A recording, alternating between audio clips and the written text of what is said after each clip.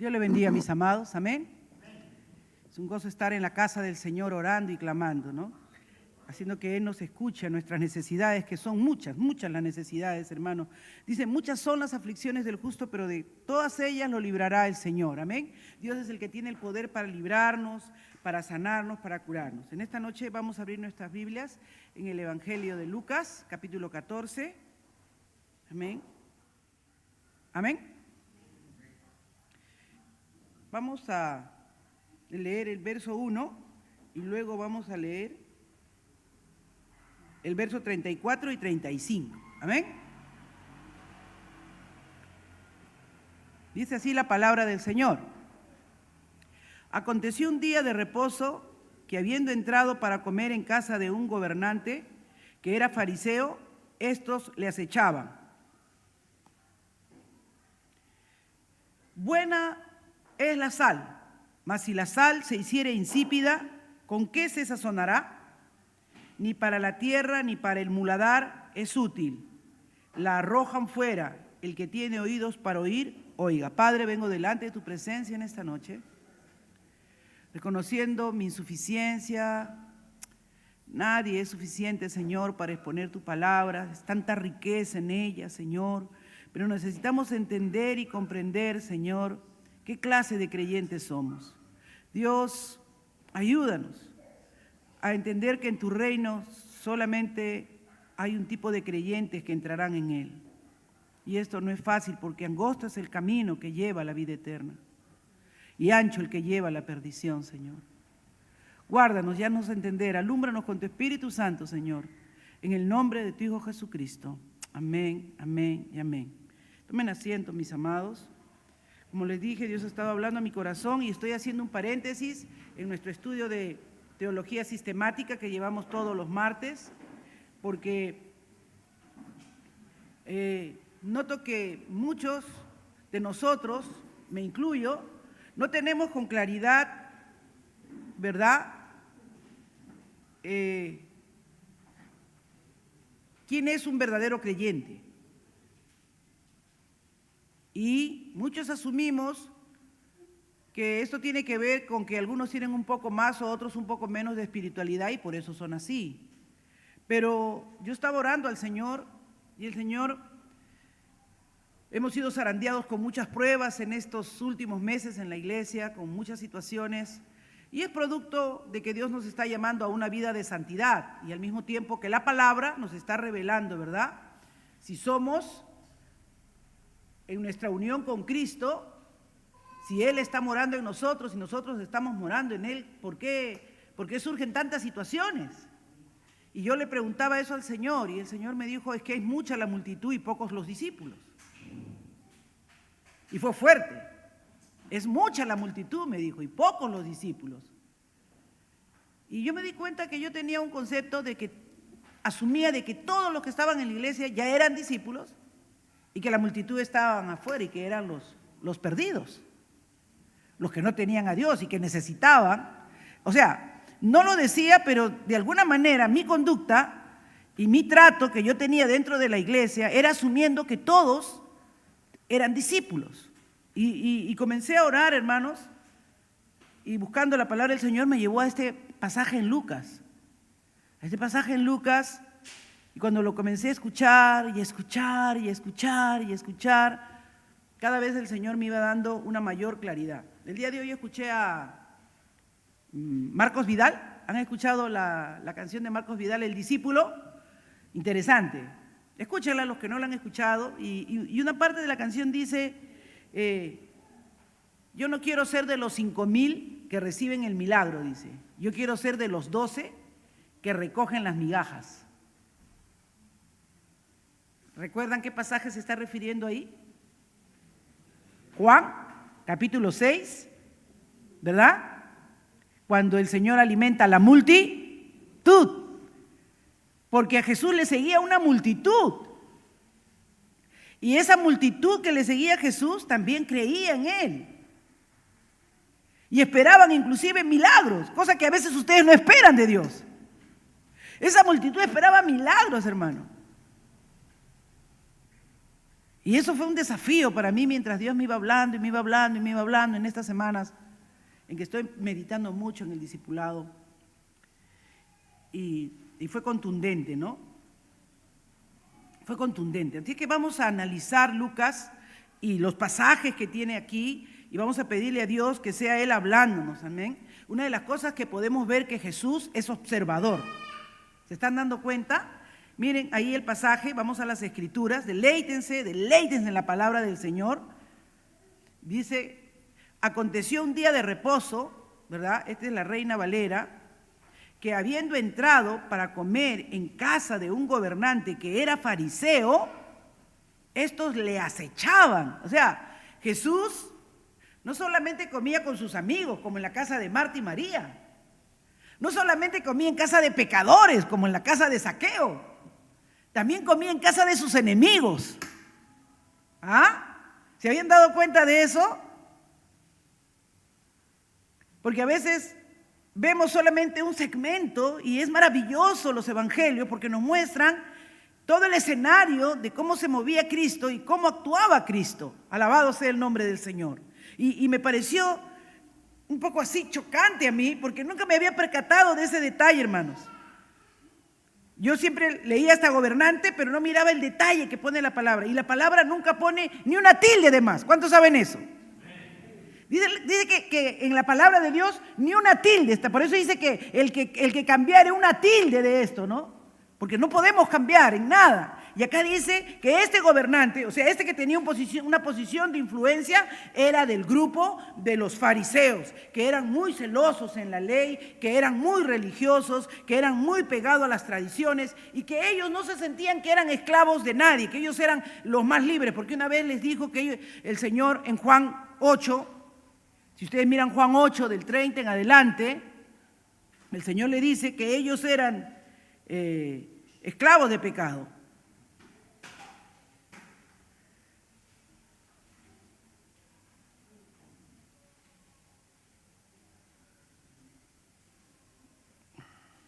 Dijo entonces Jesús a los judíos que habían creído en Él, si vosotros permanecéis en mí y mis palabras, estoy leyendo Juan 8:31, seréis verdaderamente mis, y acá ya estamos encontrando otro detalle, está hablando de verdadero y de falso. ¿Ah? Esta noche, el tema que tenemos esta noche, el título del tema en esta noche es ¿qué clase de creyente eres? ¿Qué clase de creyente eres? ¿Eres de la multitud o eres un discípulo del Señor? Porque Jesús los cataloga con mucha claridad. Dijo entonces Jesús, ¿no? A los que dijo claramente, a los judíos que le seguían, a esa multitud que le seguía, a esos que venían detrás de él, que esperaban milagros, señales y prodigios. Seréis verdaderamente mis discípulos si mi palabra, lo que yo enseño, lo que yo digo, no solo lo escuchan, sino que permanecen ustedes para que lo practiquen, para que vivan a través de esa palabra. Y ese permanecer de la palabra en ustedes les va a hacer conocer la verdad y esa verdad les va a hacer verdaderamente libres. Entonces, los que oían, y ahí están los famosos fariseos que les digo, los famosos escribas que les digo, le respondieron los judíos que le escuchaban y le dijeron, linaje de Abraham somos y jamás hemos sido esclavos de nadie. ¿Cómo dices tú seréis libres? Jesús le respondió, de cierto os digo, que todo aquel que hace pecado, esclavo es del pecado. Y el esclavo no queda en la casa para siempre, el hijo sí queda para siempre. O sea, el esclavo es esclavo, pero el hijo sí queda en la casa. Y esto es importante, hermanos, porque dice, así que si el Hijo os libertare, seréis verdaderamente libres. Y él dijo, yo sé que sois descendientes de Abraham y ya pueden seguir ustedes estudiando un poco más por ahí. Pero quiero volver a mi punto de mi tema en esta noche. ¿Qué clase de creyente eres? ¿En qué grupo te ubicas? ¿Ah? ¿En qué grupo te ubicas? ¿Qué clase de creyente eres?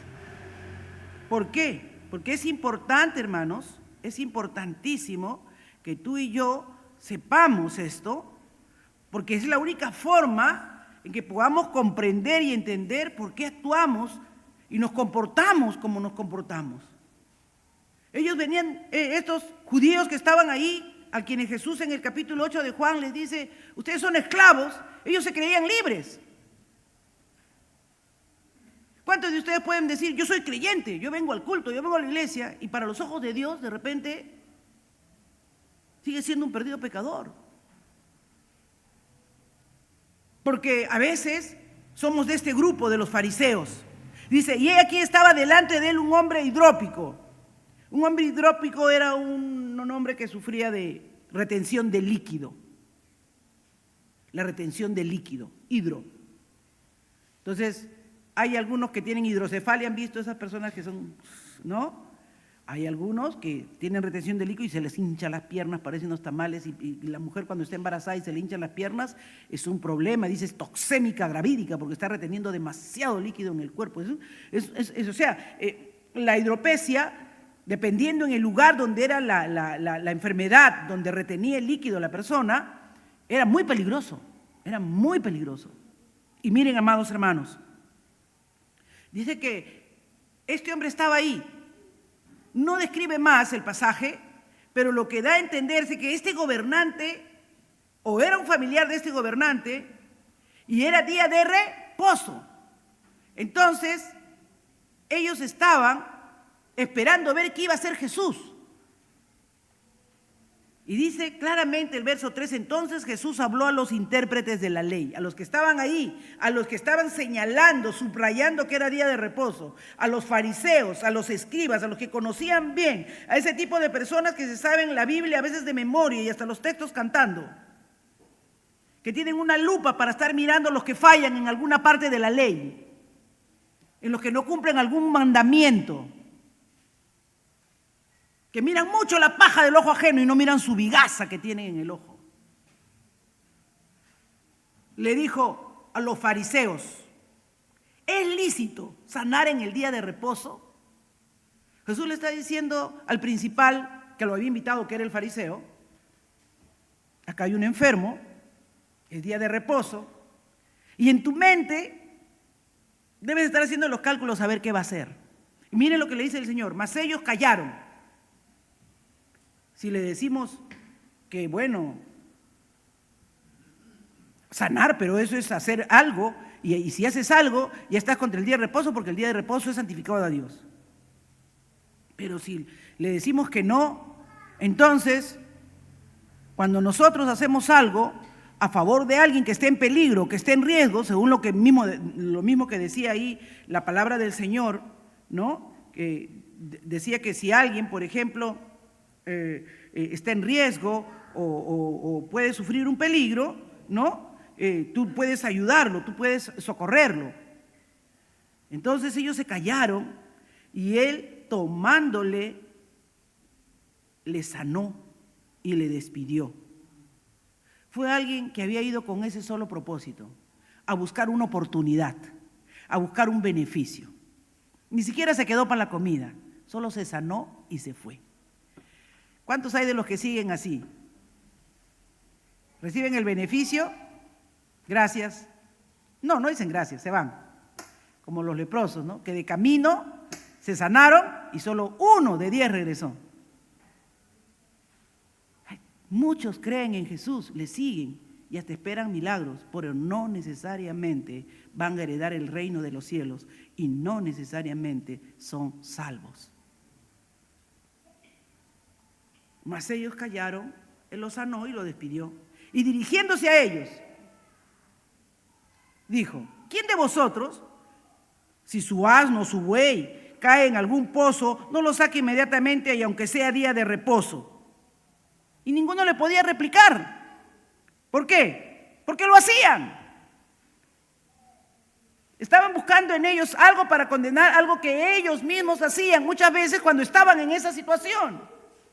Entonces, este es ese tipo de personas legalistas, con lupa, buscando defectos, buscando situaciones, señalando, acusando. Ese es el grupo de los fariseos. Creen en Dios. conocen la ley, saben los 10 mandamientos, pero en ellos solo es un conjunto de reglas. Tienen oídos, pero no escuchan, ¿no? ¿Recuerdan lo que leímos al final del pasaje? Ni para la tierra ni para el muladar es útil. Eso no sirve, porque tienen una vida insípida. No les ha sido revelado el Evangelio y no han entendido lo que significa la palabra del Señor. Aunque la conocen y aunque la saben. Fuerte, ¿verdad, hermanos? No le podían explicar estas cosas, así es que se quedaron callados, no le dijeron nada. Entonces Jesús, como había sido invitado a esa cena, pasa a la otra escena. Comienza a observar cómo escogían, dice que los que iban llegando las visitas, cómo escogían los primeros asientos. Ese es otro grupo, invitados también a la misma cena que él. Llegó el otro grupito y el Señor está observándolos. Hermanos, Dios te está observando cómo actúas, cómo te comportas. ¿Sabías eso? ¿Sabías que Dios está mirando cómo tú haces las cosas? ¿Qué motivaciones tienes? ¿Por qué estás haciendo lo que estás haciendo? A mí me da miedo eso, hermanos. Y le pido a Dios que me ayude, que verdaderamente yo siempre sea transparente y que las motivaciones de mi corazón no me traicionen. Porque no somos mejores que este grupo, ¿ah? Dice que llegaron a observar. Si no piensen, hermanos, cuando vamos a los cumpleaños buscamos el sillón, la silla, cualquier cosa. La banca para los últimos que llegan. ¿O no? Siempre estamos buscando nuestro beneficio, nuestra comodidad, ¿o no? ¿En qué nos diferenciamos? Observando cómo escogían los primeros asientos a la mesa, refirió a los convidados una parábola diciendo: ¿cuántos fueron convidados por algunas bodas? Cuando fuereis convidados por alguno a bodas, las bodas eran una fiesta importante, duraban casi una semana. Había comida, había vino, había manjares. ¿Recuerdan? El primer milagro de Jesús de convertir el agua en vino en una boda de gente que más o menos era modesta, que no tenía para presentar vino toda la semana, y él les da una manito, ¿no? Y todo lo que Dios hace lo hace mejor, porque cuando Él prepara el vino que era que Él lo fabrica de agua, resultó ser mejor que el mejor vino que habían presentado al principio, porque todo lo que Dios hace lo hace perfecto. Hermanos, qué lindo es nuestro Dios, pero qué enseñanza más profunda, hermanos. No te sientes en el primer lugar, no sea que otro más distinguido que tú esté convidado por Él. ¿Se das cuenta, hermano? Lo que Dios nos está enseñando aquí es que siempre en el corazón de los que son la multitud está el hecho de que piensan de que se lo merecen, de que ellos deben recibir el mayor beneficio, de que a ellos les debe tocar primero. Y esto es, de verdad, hermanos, nos pasa a todos. Amén. Nos pasa a todos. Nosotros no podemos decir que no, pero ahí viene lo importante. Nosotros hemos sido invitados, todos hemos sido invitados por pura gracia, por el Señor. Y lo vamos a ver en el banquete que Jesús explica, el banquete de su Padre, que Él pone el siguiente gran banquete. Pero en este le dice al fariseo, y mira cómo se comportan, esa multitud que había sido invitada, que cada uno tendría alguna jerarquía, le dice, tengan cuidado, porque dentro de esa multitud estaban también discípulos de Él. Le dice, tengan cuidado. ¿Cómo se comportan? ¿Qué buscan? ¿Qué buscan cuando vienen a la casa del Señor, ¿no? Los confronta. ¿Qué es lo que traes tú y estás creyendo que eres mejor que el otro? Y estás buscando qué posesionarte mejor, porque tú piensas que debes ocupar ese lugar. Le dices, mejor que cuando seas convidado o invitado a cualquier lugar, no busques el primer lugar, sino sé modesto, sé humilde, ¿verdad? Y es mejor que Él te diga, no, hermano, acá hay un mejor sillón, siéntese acá, no se siente en esa banquita. A que cuando tú estés sentado ahí te diga, oye, párate, tú puedes sentarte ahí, mejor que se siente la hermanita que acaba de llegar, mira el regalazo que me ha traído. A veces, hermanos, Estamos mirando esto, pero esto es el Evangelio. Cristo no les está enseñando con capítulo 1 de tal salmo, ni capítulo 2 de tal proverbio, sino les está diciendo: observen, miren cómo se están comportando, cómo están actuando. Están buscando los primeros sitios, los primeros lugares, pero eso no es lo que se debe buscar. Es los que me siguen a mí. Les está diciendo: aprendan esto. ¿Qué clase de maestro era Cristo, verdad? Él era un discipulador maravilloso. Al ver su comportamiento, aprovechó esa escena para enseñarles, para decirles: están buscando qué acomodarse, están buscando qué tener posicionamiento. Y él les dice: cuidado.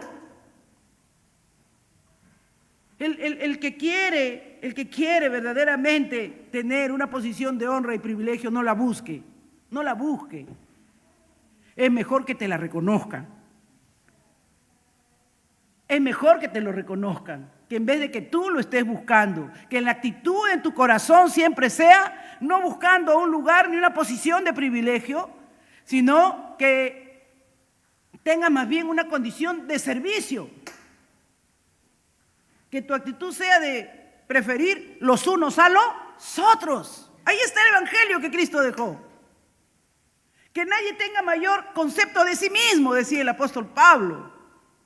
De ahí se desprende todas las enseñanzas, pues, porque estas enseñanzas les dejó Cristo. Acá estaban la multitud que le seguía, pero dentro de esa multitud habían unos que Él llamó para primeramente estar con Él y tener comunión con Él. Pero eso lo vamos a hablar más adelante, no en esta clase. En esta clase vamos a ubicarnos. ¿Qué clase de creyentes somos? ¿Qué clase de personas que seguimos a Cristo somos? Todos le estaban siguiendo. Todos estos que estamos leyendo aquí en la Escritura le estaban siguiendo. Estaban participando y estaban comiendo en un banquete que Él había ido a la casa de uno de sus enemigos. Jesús iba a la casa de sus amigos, de sus enemigos.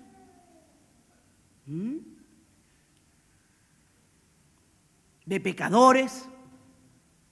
Pero en todas se mostraba tal como Él era. Qué importante es eso, hermanos.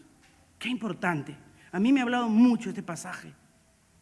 Y claramente dice: y viniendo el que te convidó a ti y a él, te diga: da lugar a este. Y entonces comiences con vergüenza a ocupar el último lugar. Mas cuando fueres convidado, ve y siéntate en el último lugar, para que cuando venga el que te convidó, te diga: amigo, sube más arriba, entonces tendrás gloria delante de los que se sientan contigo a la mesa. ¿De qué clase de creyente eres? ¿De los que busca posición, de los que busca gloria, de los que busca reconocimiento, de los que si no te saludaron 20 el día de tu cumpleaños te resientes? ¿Qué clase de creyente eres?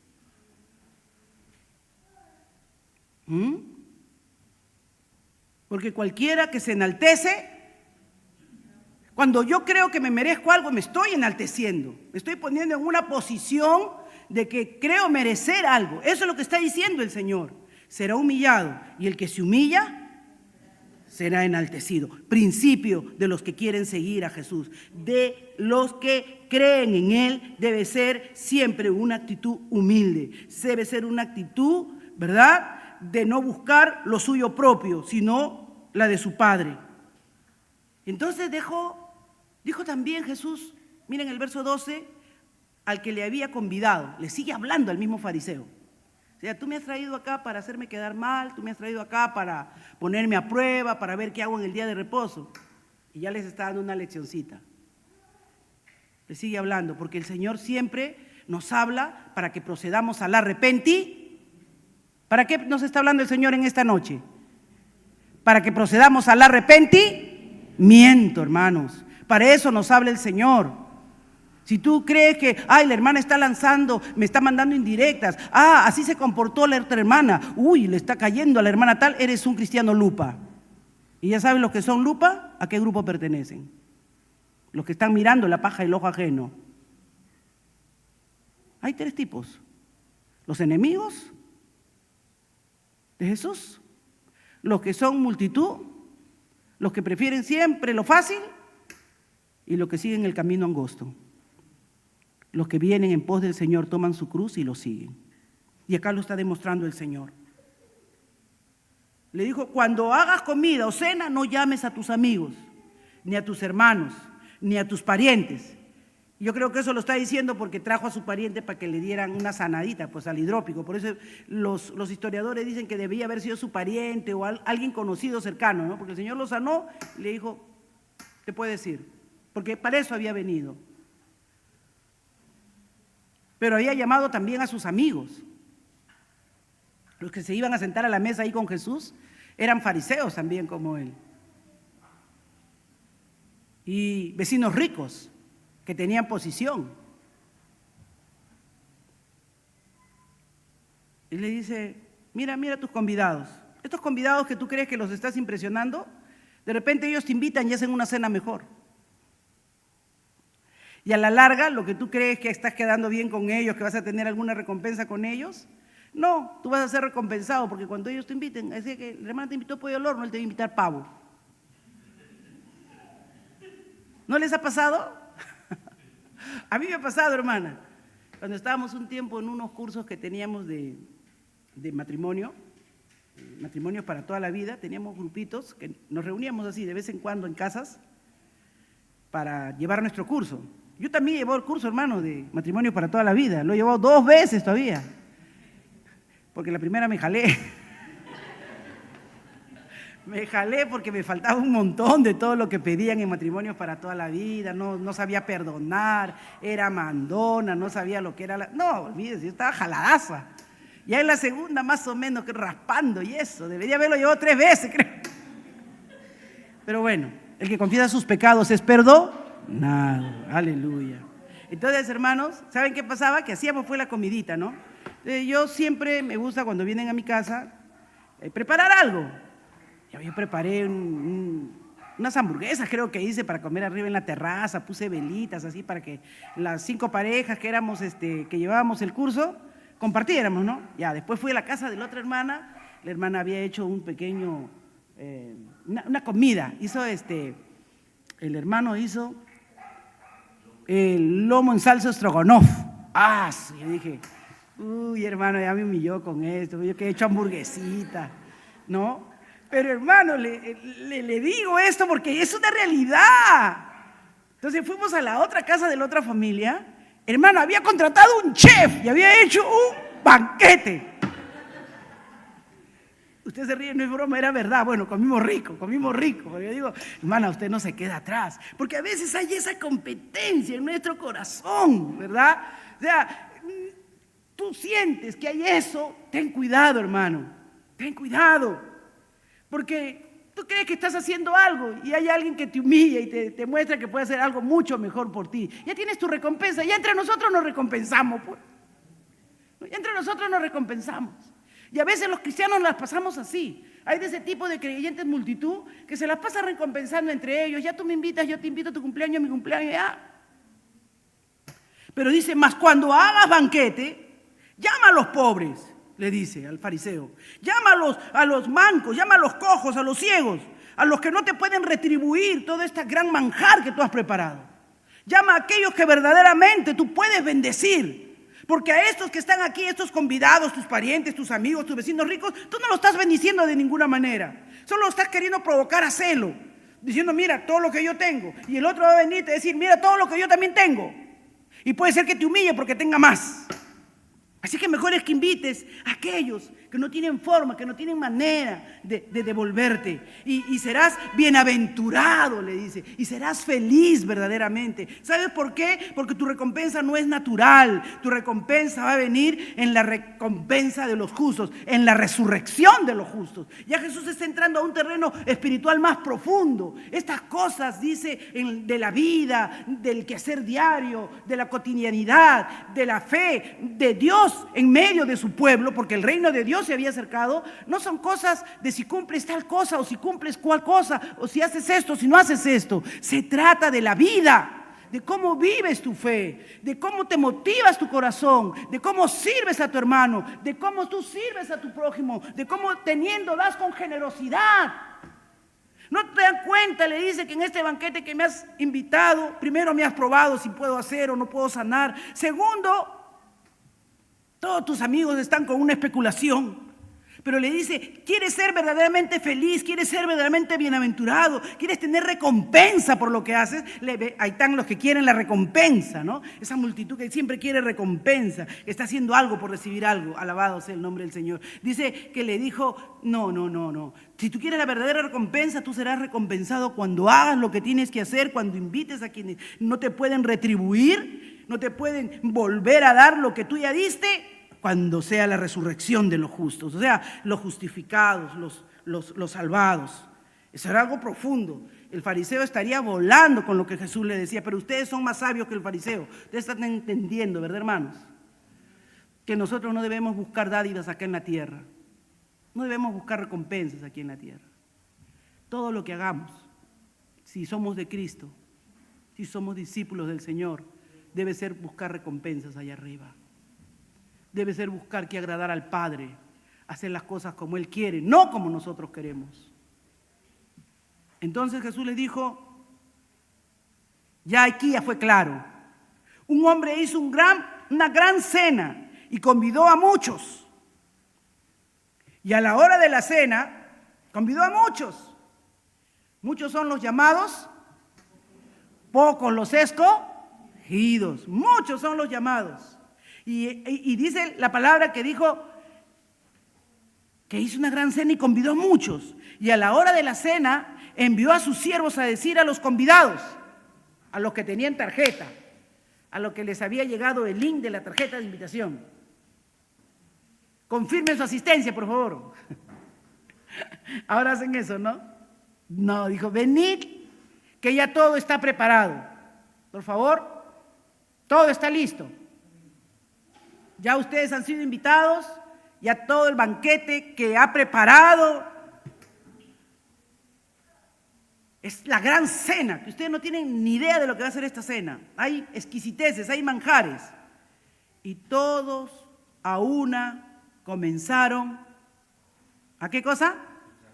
A excusarse. El primero dijo, he comprado una hacienda y necesito ir a verla. Te ruego que me excuses. Excusas, excusas y excusas. ¿Por qué no vienes el martes a la iglesia? Ay, es que no, justo a esa hora estoy preparando tal cosa. ¿Por qué no entras a las 6 de la mañana? No, es que ahí estoy. Excusas, excusas, excusas. ¿Saben que la cena, el banquete en las Escrituras es siempre intimidad, comunión? ¿Saben por qué Daniel no quería comer a la mesa de Nabucodonosor? Porque significaba que tenía amistad con él, que tenía comunión con él. Eso era sentarse a la mesa. Y dice que a esta gran cena, a esta maravillosa cena que estaba preparada, venid, ya todo está preparado, ¿no? Ahí en Isaías encontramos muchos pasajes, hermanos, de la preparación de la cena del Señor, ¿no? Esta gran cena. Podemos ver algunos pasajes ahí en Isaías 29, 11 y 12. Y os será toda visión como palabras del libro sellado. Perdón.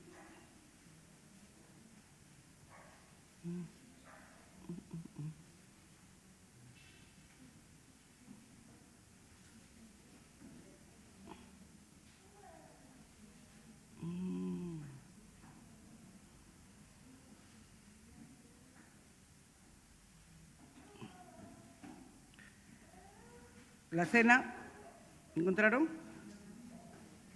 Voy a ver mis notas. Estoy predicando sin muchas notas esta noche.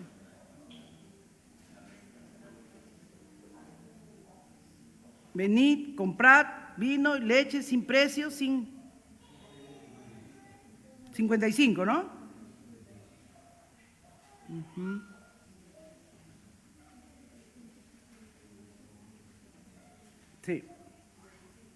Sí, gracias.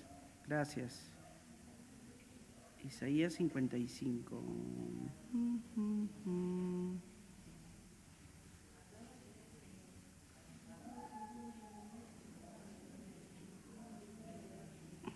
A todos los sedientos venid a las aguas, a los que no tienen dinero, Cuando le dijo, invita a todos los que no te van a retribuir, ¿verdad? Venid, comprad, comed. Venid, comprad sin dinero, sin precio, vino y leche. Venid, dice el Señor, a todos los sedientos. El Señor dice a este gran banquete, esta gran invitación, todos aquellos que puedan venir al Señor están invitados gratuitamente, hermanos, porque la salvación es gratuita para todos nosotros, pero tenemos que venir, ¿verdad? Venir a sentarnos a la mesa del Señor. Pero muchos de nosotros a esta invitación casi siempre le estamos poniendo excusas. No puedo, tengo que hacer. Dice que he comprado una hacienda y necesito ir a verla, ¿no? Nuestros intereses. Dice que la parábola del sembrador también ahí nos habla de que la semilla fue ahogada por los afanes de esta vida, ¿no? Por los afanes de esta vida. A veces, hermanos, esa invitación del Señor de venir a Él queda ahogada en tu vida de creyente porque los afanes de este mundo, los intereses que tienes invertidos acá, hacen que estés siempre poniendo excusas para tener un compromiso completo con Cristo, una entrega completa al Señor. Y el otro dijo, he comprado 5 yuntas de bueyes y voy a probarlos, te ruego que me excuses. Y otra vuelta, ¿no? Intereses particulares, intereses personales, negocios, cosas que te tienen entrincados aquí en la tierra. Y para las cosas, para ese gran banquete, para esa gran cena, para esa comunión con Dios que Él ha preparado para cada uno de sus hijos, para ese encuentro que Dios quiere tener con cada uno, hay excusas, excusas y excusas. Y al otro dijo, y este puso algo ya más sentimental, ya no, yo no voy a poner nada del trabajo, ni nada de la plata, ni nada de mi hacienda. Acabo de casarme. Y seguramente apeló a que el que se casa tenía 1 año de licencia, ¿no? En el Antiguo Testamento. Acabo de casarme y por tanto no puedo ir. O sea que estoy dentro del margen de la ley de gracia. Pero el Señor está diciendo, eso sigue siendo una excusa. Entonces, enojado, el padre de familia dijo a su siervo, ve pronto por las plazas y las calles de la ciudad y trae acá a los pobres, los mancos, los cojos, los ciegos.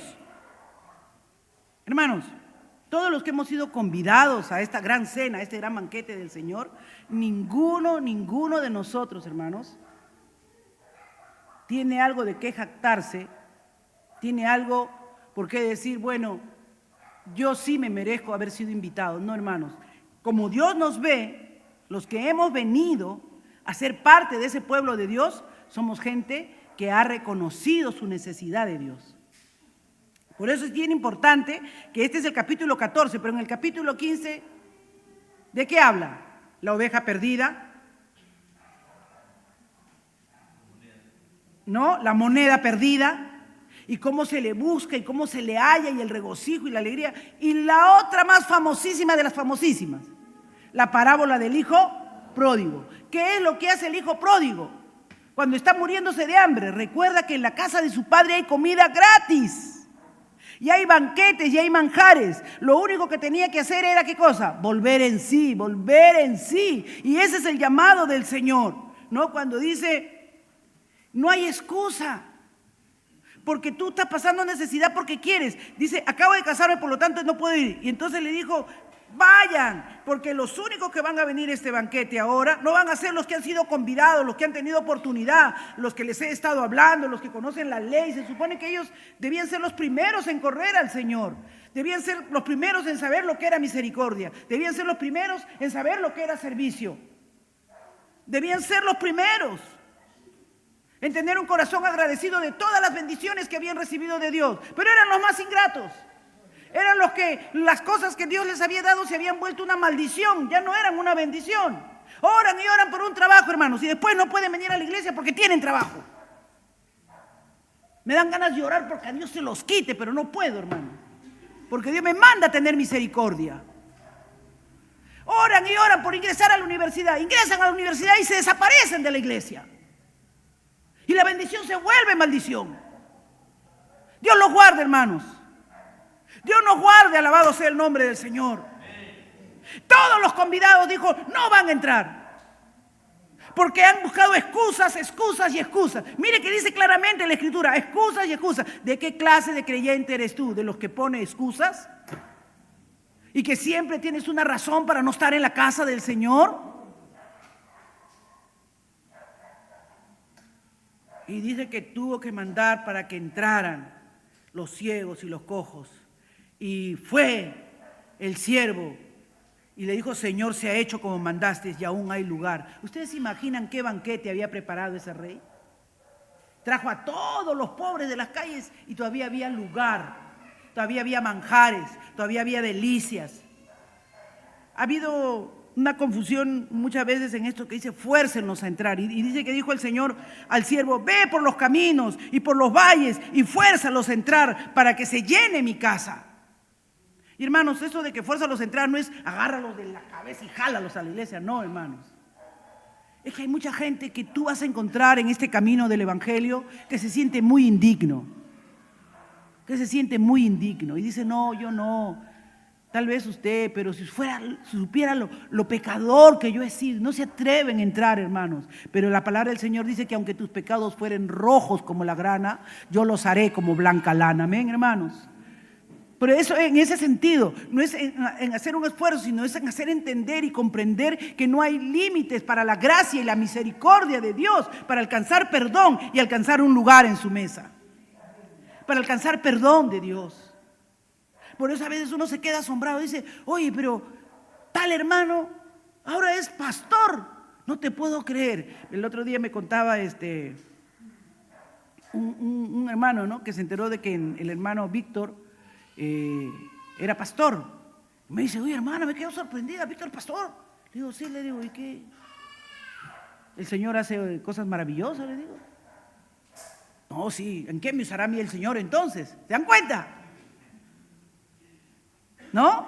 Siempre hay ese sentido de superioridad en nosotros y de menosprecio, pero Dios usa lo que para muchos eso sería imposible, lo hace posible. Porque el Evangelio, hermanos, fuerza a entrar a aquellos que no se sienten dignos de entrar. Que no se sienten dignos. Tú de repente te dices: no, yo soy así, yo he hecho esto, No, el Evangelio es para ti.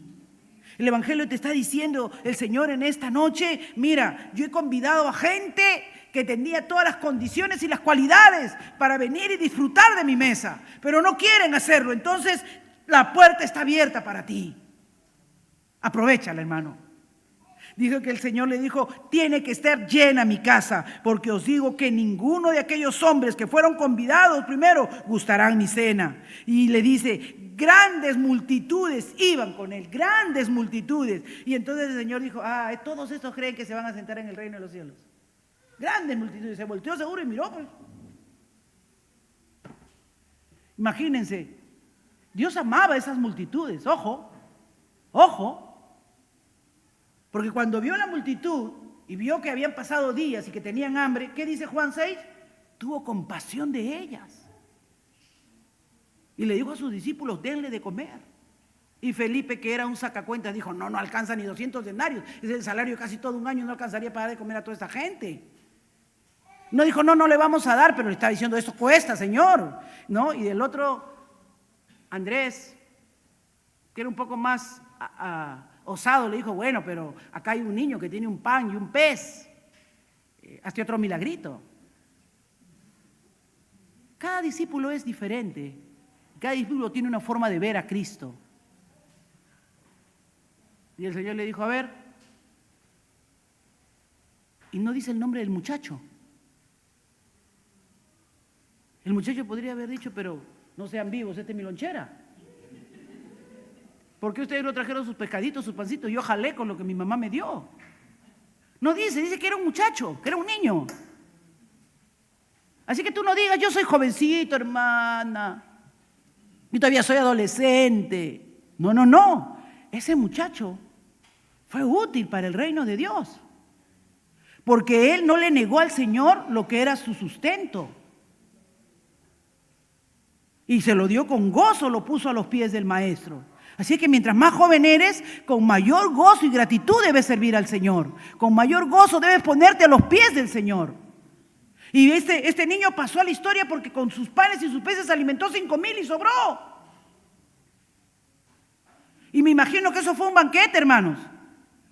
Porque si cuando convirtió el agua en vino dijeron que era, qué buen vino, ustedes se imaginan lo que habrán dicho después de comer los panes y los peces que multiplicó Jesús. Esto es caviar. ¿Sí o no? ¿Sí o no? ¿Es coherente o no? Si el agua era el mejor vino, su sardina fue el mejor caviar. Porque Dios es así, todo lo que Dios lo hace bueno, en gran manera. Alabado sea el nombre del Señor. ¿Qué clase de creyente eres? Y viene el gran desafío, porque Jesús dice acá en el verso 26, si alguno viene a mí, me están siguiendo, quieren seguirme, vienen a mí, creen que yo soy su maestro, creen que yo soy su instructor, que yo soy su discipulador, yo soy el que les va a enseñar, creen en lo que estoy enseñando, en lo que les estoy explicando, y no aborreces. Y acá la palabra aborrecer no es odiar, es tu amor que sientes por tu padre o por tu madre o por tu mujer o por tu hijo, supera el amor que puedes sentir por mí. No puede ser mi discípulo. No puede ser mi discípulo. No le dice que no ame. Le dice que el amor que sientas por mí tiene que superar al que sientes por tu hijo, al que sientes por tu esposa, al que sientes por tu madre, por tus hermanos, por tus hermanas. Es más, si tu amor no supera el amor que tienes por ti mismo, no puedes ser mi discípulo. Porque hermanos, tú puedes amar mucho a mucha gente, pero más que amarte a ti mismo, no. Porque nosotros nos amamos a nosotros mismos. Es lo más natural. Y dice, no puede ser mi discípulo. O sea, el Señor Jesús se voltea y dice, yo sé que todos creen en mí, yo sé que todos esperan un milagro, quieren su milagro, y una vez que les hago, ya por eso. O sea, Jesús no le dice, ya te hice el milagro, ahora vas a seguirme. ¿Ah? No. Jesús le dice, vete. ¿Te acuerdan? ¿A cuántos hay en la Biblia que Jesús cura? Y le dice, vete en paz. No, Señor, yo te quiero seguir. No, anda a tu casa y cuéntale lo que yo he hecho por ti. Miren, Jesús nunca hace nada por nosotros esperando que nosotros le correspondamos. No. La salvación es por gracia. Él entregó su vida, hermano, sin condicionarnos en nada. Pero si tú quieres ahora decir, yo quiero ser como tú, entonces el Señor te está diciendo, esto no es terreno fácil. Esto no es terreno fácil. Ser mi discípulo te va a costar todo. El que no lleva su cruz y viene en pos de mí, no puede ser mi discípulo. Y cuando dice te va a costar todo, inmediatamente añade la cruz. Porque no porque ibas a ser tú crucificado, no porque ibas a ser tú puesto visible como los demás. No, Él tomó la cruz por nosotros. La cruz del pago de nuestros pecados, Él lo cargó. Él fue ahí. Pero si tú lo sigues a Cristo y lo sigues y sus mandamientos de Él están en ti, entonces tú no vas a ser una persona que los demás aplaudan, sino más bien que los demás marginen, que los demás persigan, que los demás le digan, ay, pero te crees tan santo, ay, pero te golpeas el pecho, ay. ¿Estás dispuesto a tomar ese compromiso?